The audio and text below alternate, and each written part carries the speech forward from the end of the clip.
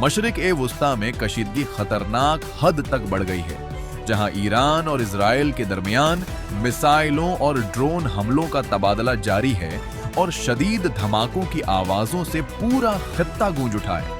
जबकि इस दौरान अमेरिका के किरदार पर भी अहम इंकशाफात सामने आए हैं। ईरानी पासदारान इनकिलाब ने ऑपरेशन वादा-ए-सादिक की 78वीं 83वीं लहर शुरू करने का बाकायदा ऐलान कर दिया है। ईरानी तर्जुमान के मुताबिक तेल अवीव, इलात और डिमोना को मिसाइल और ड्रोन हमलों में निशाना बनाकर वहां तबाही मचाई गई है, जबकि खित्ते में मौजूद अमेरिकी फौजी अड्डों पर भी ताबड़तोड़ मिसाइल दागे गए हैं। ताजा तरीन हमले और धमाकों में इजरायली सदर आइजैक हरजोग बाल बाल बच गए हैं, जिसकी तस्दीक खुद इजरायली मीडिया ने भी की है।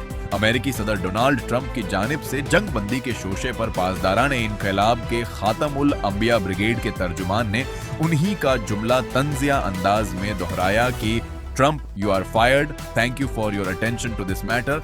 इधर ईरान ने जंग बंदी के लिए 6 स्ट्रेटेजिक शर्तें पेश कर दी हैं, जिनमें जंग दोबारा शुरू न होने की जमानत, खत्ते से अमेरिकी फौजी अड्डों का खात्मा, ईरान को पहुंचने वाले नुकसानात पर हर्जाने की अदायगी, तमाम महाजों पर जंग का मुकम्मल खात्मा, आबनाए हुर्मुज के लिए नया कानूनी निजाम और ईरान मुखालिफ अनासिर के खिलाफ कार्रवाई शामिल है।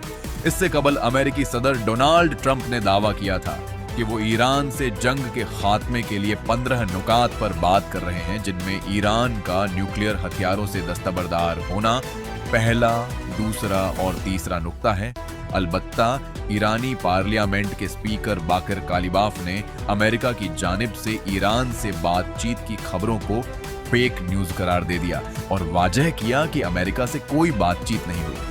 इस फेक न्यूज का असल मकसद मईशत और तेल की मार्केट्स में कीमतें कम करना और उस दलदल से निकलना है जिसमें अमेरिका और इजराइल बुरी तरह फंसे हुए हैं।